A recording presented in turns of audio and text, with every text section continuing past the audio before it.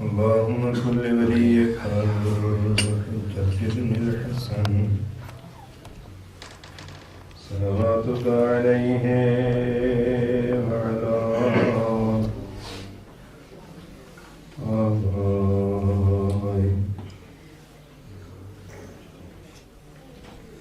في هذه الساعة وفي كل ساعة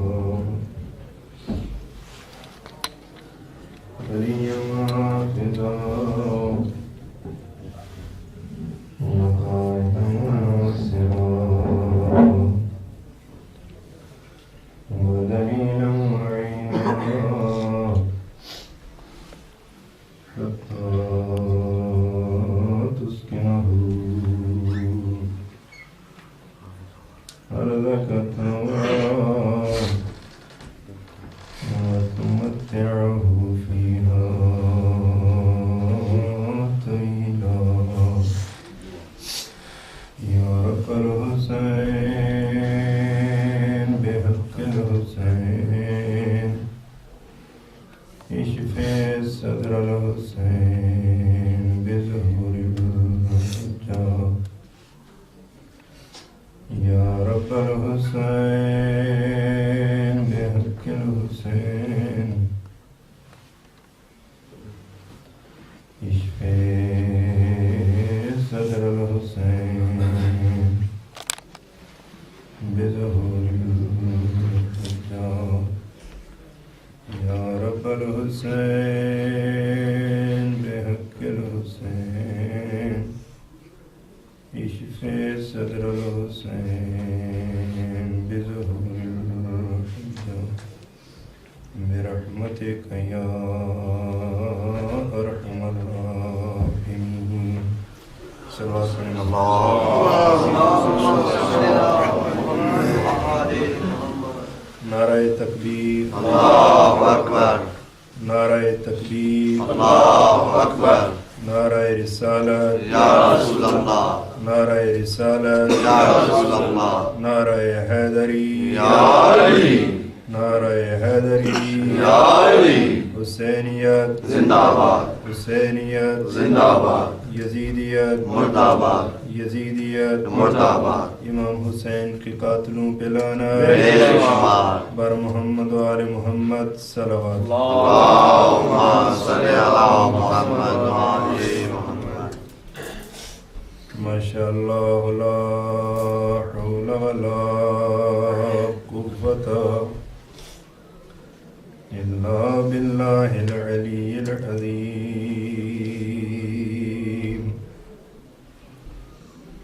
ربی اشرح لی صدری ویسر لی امری واحلل عقدة من لسانی يفقهوا قولي. أعوذ بالله من الشيطان اللعين الرجيم. بسم الله الرحمن الرحيم. الحمد لله الذي هو موجود قبل حدوث الأشياء ويبقى بعد فناء الأشياء. هو الأول هو الآخر والظاهر والباطن. ثم الصلاة والسلام على السيد اللطيف والعنصر العفيف مولانا ومولى الثقلين جد الحسن والحسين النبي المكرم المصطفى الأمجد المحمود الأحمد أبي القاسم محمد اللهم صل على محمد وعلى آل محمد وأهل بيته الطيبين الطاهرين المعصومين المنتجبين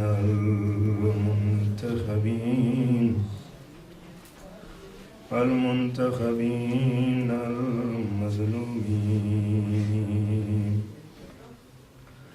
الذين أذهب الله عنهم الرجس وطهرهم تطهيرا اللهم صل على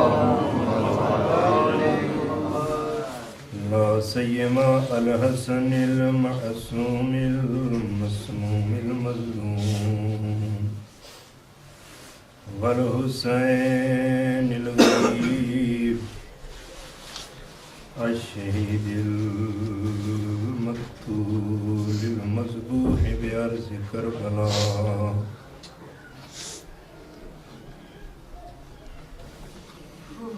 بلا جرم وخطا الذي حرمه أسير إلى الكوفة والشام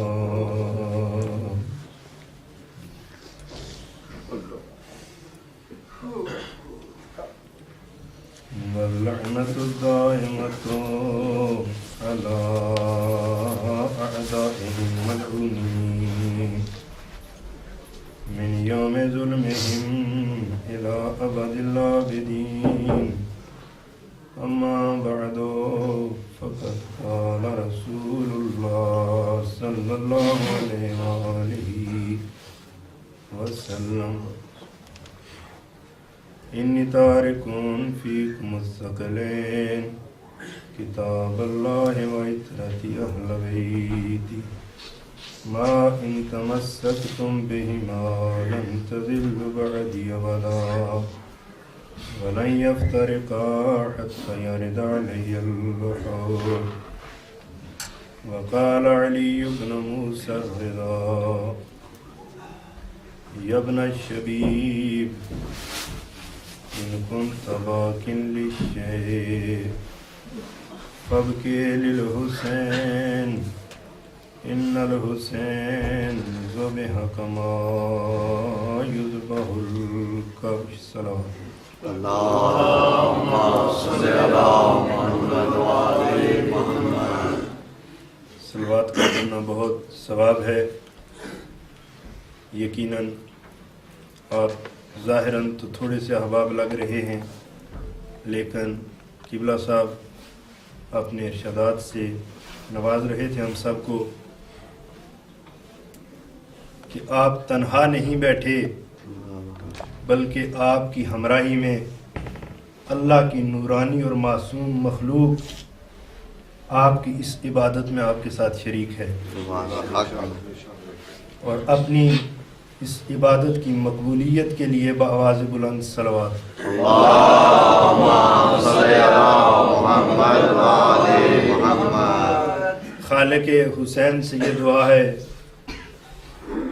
کہ اے رب حسین، تجھے واسطہ اپنے اس حسین کا کہ جہاں جہاں بھی میرے مظلوم کربلا کی صف ماتم بچھی ہے، یا اللہ ان بانیان کی حفاظت فرما، یا اللہ ان مومنین کی حفاظت فرما، یا اللہ علماء و ذاکرین کی حفاظت فرما. دشمن زمانہ ہے، حالات بڑے خراب ہیں، یا اللہ دنیا یہ چاہتی ہے کہ یہ نور ولایت ختم ہو جائے، یہ حسین کا غم منانے والے ختم ہو جائیں، لیکن میرے اللہ یہ وہ تیرا نور ہے کہ جسے ظالم جتنا چاہے خاموش کرنا کی کوشش کر لے، لیکن نور کی خاصیت یہ ہوتی ہے کہ تلواریں چلتی ہیں تو چل جائیں لیکن نور کبھی ختم نہیں ہو سکتا، اور نور بھی ایسا کہ جسے خود خالق روشن کرے۔ لہذا دعا یہی ہے کہ خدا ہمارے مومنین اور ہم سب کو اپنی حفظ و امان میں رکھے۔ گرچہ یہ بات اپنی جگہ پہ مسلم ہے کہ اگر ہم مر بھی گئے تو عزاداری رہے گی، لیکن عزاداری سے عزادار کی اہمیت بڑھتی ہے، اور چونکہ عزادار جب دنیا سے جاتا ہے، اور ایک معروف روایت ہے کہ پوچھا گیا خانہ کعبہ بچتا ہے تو ایک مومن کی جان جاتی ہے، تو کہا مومن کو بچا لو، خانہ کعبہ گرتا ہے تو گرا دو۔ بہرحال آج محرم کی پہلی تاریخ ہے، آج چاند رات ہے، اور یہ ایام محرم، یہ ماہ محرم شہر اللہ ہے، اور اس ماہ محرم کا ہر دن، اس کے ایام میں سے ہر یوم یوم اللہ ہے، اس کے ایام اللہ ہیں، اور اس میں جو کچھ انجام پاتا ہے وہ عبادت اللہ ہے، یہ اللہ کی عبادت ہے۔ اور قبلہ صاحب آپ کو کافی عزاداری کے فوائد اور اس کے اوپر جو وارد شدہ روایات ہیں ان سے مستفید کر رہے تھے۔ میرا اس آستانہ محرم پہ اور اس عشرہ محرم میں جو موضوع سخن ہوگا وہ قرآن اور عطرت ہے، لیکن آج مقدمتاً اور عبادت سمجھتے ہوئے، اور واقعاً جب تک کسی موضوع کی اہمیت ہمارے لیے روشن نہیں ہوگی اس وقت تک ہم اس سے خاطر خواہ استفادہ نہیں کر سکتے، اور یقیناً ہم سب اگر اس اہمیت کو جانتے ہوں تو یہ جگہ آپ کو خالی نظر نہ آئے۔ اگر واقعاً جس شخص کو یہ معلوم ہو جائے کہ عزاداری کیا ہے تو یہ آپ کو جگہ خالی نظر نہ آئے۔ انسان اپنے گرم بستر چھوڑ کر حسین کے غم میں ٹھنڈے فرش پہ بیٹھنا پسند کرتا ہے۔ یہ کوئی ذہن کی خرابی کی علامت نہیں ہے، بلکہ یہ ذہن کے کمال کی علامت ہے، اور عجیب روایات ہیں معصومین کی۔ ابھی میں اس مفاتیح الجنان میں پڑھ رہا تھا کہ جب یہ ماہ محرم کا چاند ائمہ دیکھتے تو ہمارے 8ویں امام علی ابن موسیٰ رضا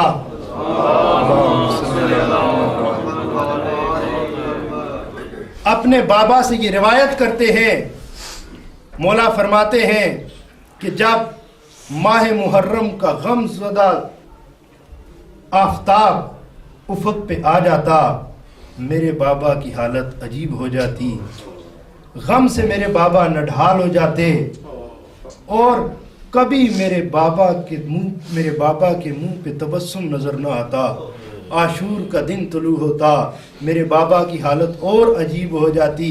تو عزاداران، یہ عزاداری وہ ہے کہ اگر آج سے واقعاً ہر شخص کو یہ تہیہ کر لینا چاہیے کہ میں مظلوم حسین کا عزادار ہوں، جہاں جہاں بھی ذکر ہو، اس لیے کہ غم، ہم اگر یہاں بیٹھے ہیں باہر جا کے ہنسنا شروع کر دیں تو یقیناً کوئی دیکھ کے ہمیں کچھ نہیں کہہ سکے گا۔ ہمارا یہ لباس، کالا سیاہ لباس پہننا اس بات کی دلیل ہے کہ ہم عزاداران حسین ہیں، اور ہمیں تبسم نہیں کرنا چاہیے، ہمیں حسین کے غم میں حسین کا ذکر اور حسین کے تذکرے سننے چاہیے۔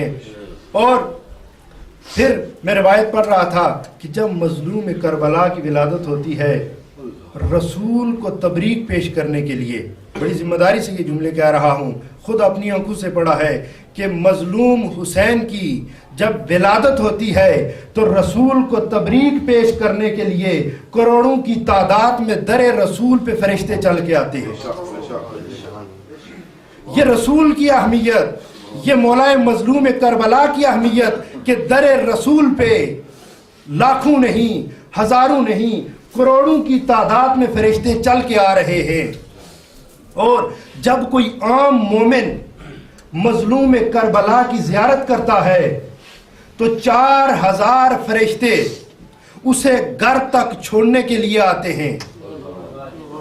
4000 فرشتے اسے گھر تک الوداع کرنے کے لیے آتے ہیں اور کہتے ہیں کہ جو شخص بھی مظلوم حسین کی کربلا میں زیارت کرے گا، توجہ چاہوں گا، جو شخص بھی مولائے مظلوم کربلا کی زیارت کرے گا وہ شخص مر جائے گا۔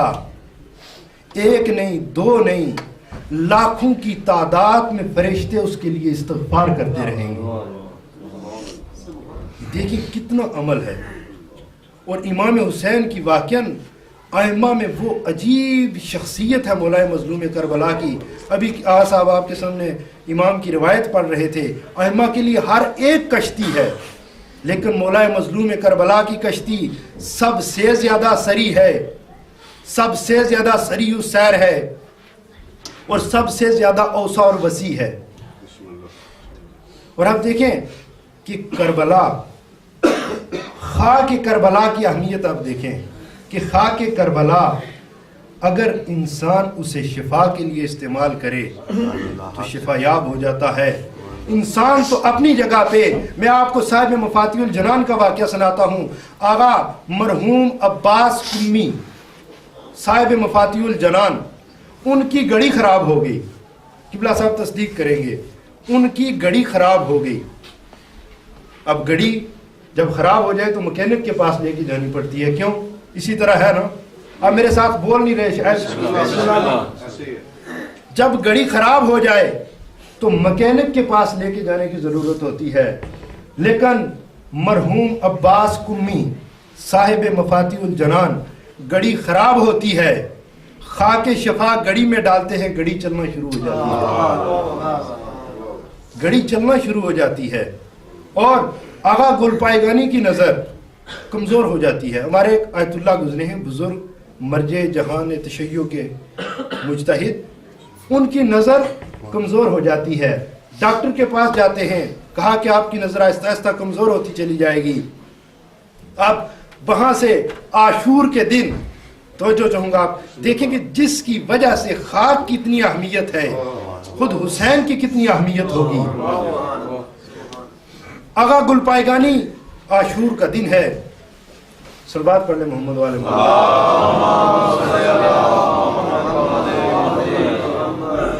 عاشور کا دن ہے، آغا گل پائیگانی آتے ہیں، جلوس گزر رہا ہے۔ ایران کی میں ایک رسم ہے کہ جب عاشور کا دن آتا ہے مومنین اپنے سر پہ خاک لگاتے ہیں، اپنے سر میں خاک ڈالتے ہیں۔ تو آغا گل پائیگانی نے اس خاک کو اٹھایا، توجہ چاہوں گا، یہ خاک کربلا نہیں تھی، اس خاک کو اٹھایا اور اپنی آنکھوں میں سرما ڈالا، میں یوں کہوں گا اس خاک کو اٹھایا، اپنی آنکھوں میں ڈالا۔ اور لوگ روایت کرتے ہیں کہ آغا گل پائیگانی بہت ضعیف ہو کے دنیا سے گئے، لیکن ان کی نظر کمزور نہیں ہوئی، ان کی نظر کمزور نہیں ہوئی۔ یہ دیکھیں، یہ عزادار ہے جو منسوب ہوا ہے مولا مظلوم کربلا کے ساتھ، اور اس کے سر پہ لگی ہوئی خاک کی اتنی اہمیت کہ اس نے شفا دے دی۔ سبحان اللہ۔ ایک صلوات پڑھنے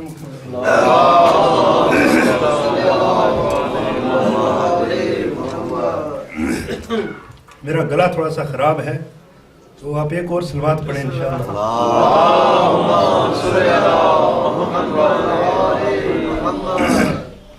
بہرحال یہ اپنی جگہ پہ مسلم ہے۔ امام حسین کی ولادت ہوتی ہے، ام سلمہ روایت کرتی ہیں کہ جبرائیل آیا، آ کے پیغمبر سے کہا کہ پیغمبر آپ کے اس بچے کو کربلا میں عاشور کے دن شہید کیا جائے گا۔ کون آیا؟ جبرائیل۔ راویہ کون ہے؟ ام سلمہ۔ کس کے پاس آیا؟ پیغمبر کے پاس۔ اب پیغمبر نے گریہ کرنا شروع کیا، پیغمبر کی آنکھوں سے آنسو جاری ہونا شروع ہوئے۔ اب ام سلمہ آتی ہیں، آ کے پیغمبر سے پوچھتی ہیں یا رسول اللہ کون سی چیز آپ کو رلا رہی ہے؟ تو پیغمبر نے کہا ابھی ابھی جبرائیل آیا تھا، جبرائیل نے مجھے حسین کی شہادت کی خبر سنائی، میں نے بے ساختہ رونا شروع کر دیا۔ مومنین، یہ مختصر سی روایت ہے جسے بہت سے لوگ قبول کرتے ہیں، لیکن میں اس حدیث سے دو نتیجے لینا چاہتا ہوں۔ آپ نے روایت سنی کہ جبرائیل آیا پیغمبر کے پاس، مصائب حسین کا تذکرہ کیا، پیغمبر کی آنکھوں سے آنسو جاری ہوئے۔ اگر آپ نے توجہ کی ہو، میں انشاءاللہ آہستہ آہستہ اسے اور سادہ انداز میں بیان کر رہا ہوں۔ تو جب جبرائیل آیا تو ذاکر کون بنا؟ جبرائیل۔ رو کون رہا ہے؟ پیغمبر۔ اور آپ جانتے ہیں کہ پیغمبر کا فعل کیا ہوتا ہے؟ ہمارے لیے سیرت بنتا ہے۔ تو اب یہاں پہ پیغمبر گریہ کر رہے ہیں بے عنوان سامع، ایک سامع کی حیثیت سے پیغمبر گریہ کر رہے ہیں۔ مصائب کون پڑھ رہا ہے؟ جبرائیل۔ جبرائیل بنا ذاکر، پیغمبر نے گریہ کیا۔ ام سلمہ آتی ہیں، آ کے پوچھتی ہیں یا رسول اللہ آپ کیوں رو رہے ہیں؟ اب یہاں پہ پیغمبر نے مصائب حسین کو بیان کرنا شروع کیا، ام سلمہ نے رونا شروع کیا، پیغمبر بھی رو رہے ہیں، ام سلمہ بھی رو رہے ہیں۔ تو عزاداران محترم، اس روایت میں ہمیں پیغمبر کے دو کردار ملتے ہیں کہ مصائب حسین پہ گریہ کرنا بھی سنت رسول ہے اور مصائب حسین پہ رولانا بھی سنت رسول ہے۔ یہ دونوں سنت رسول ہیں، بدعت نہیں ہے گریہ۔ اور اس سے بڑھ کر آپ کو انتہائی واضح اور اہم دلیل، اس سے بھی بڑھ کر صاحب تفسیر الکشاف اس آیت کے ذیل میں جلد نمبر 2 صفحہ نمبر 294 پہ سورہ یوسف کی آیت نمبر 80 بب یزت عیناہ وہو کظیم، ہمارا مفسر نہیں ہے، ہمارے برادران اہل سنت والجماعت کا مفسر ہے صاحب کشاف، تفسیر الکشاف میں کیا لکھتے ہیں؟ کہتے ہیں کہ وب یزت عیناہ وہو کظیم، کہ حضرت یعقوب فراق یوسف میں اتنا گریہ کیا، اتنا گریہ کیا کہ یعقوب کی آنکھوں کی نظر ختم ہو گئی، یعقوب کی کمر جھک گئی۔ اب اسی کتاب میں ہے کہ جب روایت ہے پیغمبر سے اسی آیت کے ذیل میں کہ پیغمبر سوال کرتے ہیں جبرائیل سے کہ جبرائیل حضرت یعقوب نے کتنا گریہ کیا، حضرت یعقوب نے کتنا گریہ کیا؟ جبرائیل نے کہا 80 سال۔ تو جو فرما رہے نا کہ کتنا گریہ کیا، کہا 80 سال۔ تو اب پیغمبر نے پھر سوال کیا، پیغمبر نے کہا کہ یعقوب کا گریہ کیسا تھا؟ توجہ چاہوں گا، یعقوب کا گریہ کیسا تھا؟ تو جبرائیل نے کہا کہ یعقوب اپنے بیٹے یوسف کے فراق میں اتنا گریہ کرتے تھے، اتنا گریہ کرتے تھے جس طرح اگر 70 ماہ کا جوان بیٹا جدا ہو جائے، اس طرح یعقوب تنہا فراق یوسف میں اتنا گریہ کرتے تھے۔ اب پیغمبر نے ایک اور سوال پوچھا، پیغمبر نے کہا جبرائیل مجھے یہ بتا کہ یعقوب کا اس گریے پہ اجر کتنا ہے؟ یعقوب کا اس گریے پہ اجر کتنا ہے؟ تو اب جبرائیل نے کہا اس گریے کا ثواب اتنا ہے، اس کا اجر اتنا ہے، 100 شہیدن، 100 شہید کا ثواب یعقوب کو ملتا تھا ایک گریے کے بدلے میں۔ اب آپ سے میرا سوال ہے، روایت ختم ہوگی، تفسیر صاحب الکشاف نے فقط اتنا لکھا تھا، آئے ہم سب چلتے ہیں صاحب الکشاف سے پوچھتے ہیں تو نے مسئلہ ہمارے لیے حل کر دیا، اب ہمیں بتا یہ کہ اجر ملتا کس بات پہ ہے؟ اجر جب تو نے اتنا کہہ دیا، روایت کر دی کہ پیغمبر نے جبرائیل سے پوچھا کہ یعقوب کا اجر کتنا تھا، تو جبرائیل نے کہا 100 شہید کا اجر یعقوب کے گریے کا تھا۔ اب پوچھتے ہیں صاحب تفسیر الکشاف سے کہ اجر کس بات پہ ملتا ہے، تو عزیزان محترم، میرے بزرگان، اجر اس چیز پہ ملتا ہے جو عبادت ہو، جو عبادت ہو، اجر اس پہ ملتا ہے۔ تو پتہ چل گیا کہ یعقوب کا گریہ کرنا اور اس پہ اجر دینا اس بات کی دلیل ہے کہ گریہ بدعت نہیں، عبادت ہے۔ نعرہ تکبیر، اللہ اکبر، نعرہ رسالت، یا رسول اللہ، نعرہ حیدری، حسینیت زندہ باد، حسینیت زندہ باد، یزیدیت مردہ باد، یزیدیت مردہ باد، قاتلان حسین پلانا، قاتلان حسین پلانا، پر محمد و آل محمد بلندتر صلوات۔ اللہم صلی علی محمد و آل محمد۔ یعقوب نے گریہ کیا، ثواب اتنا ملا 100 شہید جتنا، اور اگر ہم وہ بدعت نہیں ہے، لیکن اگر ہم فخر یعقوب اور فخر یوسف پہ گریہ کریں تو ہمارے رونے پہ فتوے لگ جاتے ہیں۔ صاحبان انصاف کو انصاف کرنا چاہیے کہ ہمارا رونا بدعت نہیں، اور دوسری یہ بات بھی واضح ہونی چاہیے کہ ہم کسی کا دکھ دکھانے، کسی کا دل دکھانے گریہ نہیں کرتے، ہم گریہ کو عبادت سمجھ کر کرتے ہیں، اور ساتھ ہمارے گریہ اور عزاداری کا مقصد یہ ہوتا ہے، اور دکھ بھی اسے لگنا چاہیے جس کا تعلق یزید سے ہو۔ ہم گریہ کر کے اتنا بتانا چاہتے ہیں کہ ہم ان یزیدیوں کے ساتھ نہیں، ہم حسینیوں کے ساتھ ہیں۔ کسی کا دل دکھتا ہے تو دکھتا رہے، دل اسی کا دکھے گا جو یزیدیوں سے ہوگا۔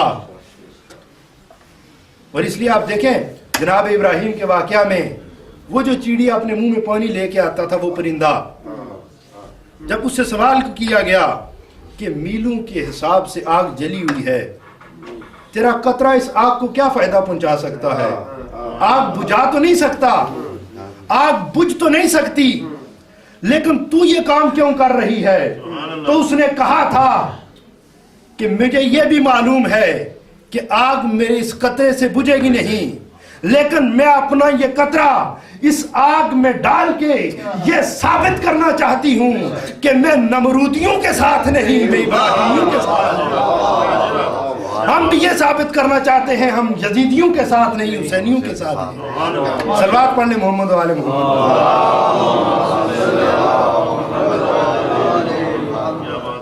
اور واقعاً آپ دیکھیں کہ اس گریہ کی اہمیت کہ بہت ساری روایات ہیں۔ قبلہ صاحب، اب میری گنجائش نہیں کہ میں ان کے بعد کچھ پڑھوں، اس لیے کہ بہت انہوں نے جس انداز میں گریہ پہ بیان کیا، میرے خیال میں اتنا کفایت کرتا ہے۔ اور اگر آپ دیکھیں کہ واقعاً جب عبادت ہے عزاداری، تو اس میں بنیادی ترین رکن، میں اور موضوع پہ گفتگو کرنی تھی، بنیادی ترین اتنا ثابت ہو گیا گریہ عبادت ہے، اور پیغمبر کی حدیث بھی ہے کہ من بکا او ابکا او تبا کا وجبت لہ الجنہ، اس کے لیے جنت واجب ہے۔ اور یہ اس حدیث پہ اگر کوئی اشکال کرتا ہے تو قبلہ صاحب نے جس کتاب کا حوالہ دیا خصائص حسینیہ کا، اس میں ایک نہیں کئی مقام پہ اس حدیث کا ذکر ہے۔ مسلم الثبوت ہے یہ حدیث کہ جو حسین کے غم میں روئے، رونے کی شکل بنائے یا کسی کو رلائے، وجبت لہ الجنہ، اس کے لیے جنت واجب ہے۔ لیکن عزاداری عبادت ہے، عبادت میں سب سے بنیادی رکن نیت ہے، خلوص نیت ہونا چاہیے۔ اور واقعا میں اگر پڑھ رہا ہوں، آپ نعرہ لگائیں یا نہ لگائیں، اگر میں نعرے کے لیے کہوں، یعنی میرا مقصد یہ ہو کہ مجھے داد ملے، یہ عبادت نہیں ہوگا۔ میں اپنے قصد یہ ہو میرا کہ میں عبادت سمجھ کے کر رہا ہوں، اور آپ کا گریہ بھی عبادت سمجھ کے ہو، کسی کے دکھاوے کا نہ ہو۔ عبادت میں سب سے بنیادی ترین رکن خلوص نیت ہے، لہذا خلوص نیت کے ساتھ کوئی ہو یا نہ ہو، کوئی آدمی نہ آئے، سارے آ جائیں، میرے فعل پہ کوئی اثر نہ ہو، میں اس چیز سے متاثر نہ ہوں۔ انسان کو ایسے ہونا چاہیے کہ نیت خالص ہو. اور اگر آپ دیکھیں کربلا میں ایک اور چیز جو سب سے ہمیں زیادہ نظر آتی ہے، وہ کربلا میں ایثار کا جذبہ ہے، دل سوزی کا جذبہ ہے. دل سوزی کیا ہے؟ صف ماتم بچھی ہو، کوئی آ جائے، نسل کا کچھ بھی ہو، رنگ کا کچھ بھی ہو، لیکن صف حسین میں جب آ گیا تو ہمیں نہیں دیکھنا چاہیے میرے باہر اس کے ساتھ کیا اختلافات تھے. جب امام بارگاہ میں آ گیا تو بس اتنا سمجھ لیں کہ یہ حسین کا ذاکر اور حسین کے ذکر پہ گریہ کرنے والا ہے، یہ عزادار حسین ہے. اور عزادار کی اتنی اہمیت ہے کہ میں کسی بزرگ کا جملہ نقل کر رہا ہوں کہ اگر عزادار کے قدموں کی خاک میری آنکھوں میں سرمے کے طور پہ استعمال کی جائے تو میں اس سے فخر محسوس کروں گا. عزادار کی یہ کم از کم اہمیت ہے، لیکن عزادار کو اپنی اہمیت سے آگاہ ہونا چاہیے کہ یہ کس کا عزادار ہے. اور اگر آپ دیکھیں واقعا ہم سب مبلغ حسین ہیں. ٹھیک ہے، یہ الہی بات ہے، میں ممبر پہ بیٹھا ہوں، آپ نیچے بیٹھے ہیں، یہ تو اس سے میرا امتیاز نہیں بڑھ رہا. ہم سب مبلغ حسین ہیں، مجھ میں اور آپ میں کوئی فرق نہیں ہے. فقط یہ ہے کہ میں بیان کرنے والا ہوں، آپ سننے والے ہیں. حسین کے ہم سارے مبلغ ہیں. اور اگر میں مبلغ کی مثال دوں تو یقیناً بہت پیاری مثال ہوگی. شاید اگر اس کو میں بیان کر سکوں، اگر آپ اس کو صحیح معنوں میں سمجھ لیں. اگر آپ دیکھیں یہ کھڑکی ہے، اس کھڑکی میں ایک چھوٹا سا سوراخ ہو، باہر سورج طلوع ہو، اس کھڑکی سے چند شعاعیں اندر آ جائیں، توجہ تو فرما رہے ہیں نا. یا ایک دیوار ہو، دیوار میں چھوٹا سا سوراخ ہو اور باہر سورج طلوع ہو جائے، اس سورج کی شعاع اندر آ جائے، شعاع 1 ہوگی، 2 ہوں گی، 10 ہوں گی، 12 ہوں گی، اندر تو سورج طلوع نہیں ہوا، لیکن اس سوراخ سے جو شعاعیں آئی ہیں ان سے ہمیں ایک بہت بڑا مطلب سمجھ میں آ گیا کہ باہر کوئی ایسی حقیقت ہے کہ جو طلوع کر چکی ہے. باہر کوئی ایسی حقیقت ہے جو مطلع انوار پہ روشن ہو چکی ہے. تو وہ کیا ہے؟ وہ سورج ہے. اب آپ ہر شخص اپنے آپ کو اس سوراخ کی مانند فرض کرے اور کہے کہ میں اس سوراخ کی مانند ہوں. ہمارا یہ امام بارگاہ اس سوراخ کی مانند ہے کہ جس سے کربلا کی ایک کرن آ رہی ہے. ہماری اس عزاداری کے پیچھے کربلا ہے، حقیقت کربلا ہے. اپنے آپ کو معمولی نہ سمجھیے گا کہ ہم کچھ بھی نہیں، ہمارے چلنے سے باطل کیوں خوف زدہ ہے. چل فرد رہا ہے، چند آدمی بیٹھے ہیں، لیکن باطل کیوں خوف زدہ ہے؟ اس لیے کہ یہ بہت بڑی حقیقت سے کشف کر رہا ہے. اس کے پیچھے کربلا ہے، اس کے پیچھے ایک بہت بڑی حقیقت ہے جو چھپی ہوئی ہے، اور وہ حقیقت کربلا ہے. لہذا ہم سب کو، اور حقیقت کربلا کیا ہے؟ حقیقت اسلام ہے، حقیقت شریعت ہے، حقیقت طریقت ہے، حقیقت ہے. آپ اسے جو بھی فرض کر لیں، کربلا سب کی حقیقت ہے. اور آپ دیکھیں، اس لیے میں نے یہ لفظ استعمال کیا حقیقت. آپ دیکھیں جب حضرت موسیٰ کوہ طور پہ گئے، لفظ حقیقت میں نے استعمال کیا. حضرت موسیٰ کوہ طور پہ گئے، کہا بار الہ تیرا دیدار چاہتا ہوں. توجہ چاہوں گا، بار الہ. دیکھیں مظلوم کربلا کا کتنی اس اوج پہ فائز ہیں. کہا بار الہ تیرا دیدار چاہتا ہوں. اللہ نے کہا سال موسیٰ ان قوم ہی. موسیٰ نے سوال کیا اللہ سے اپنی قوم کی طرف کہ خدا اپنا دیدار کرائے. اللہ نے کہا یا موسیٰ لن ترانی.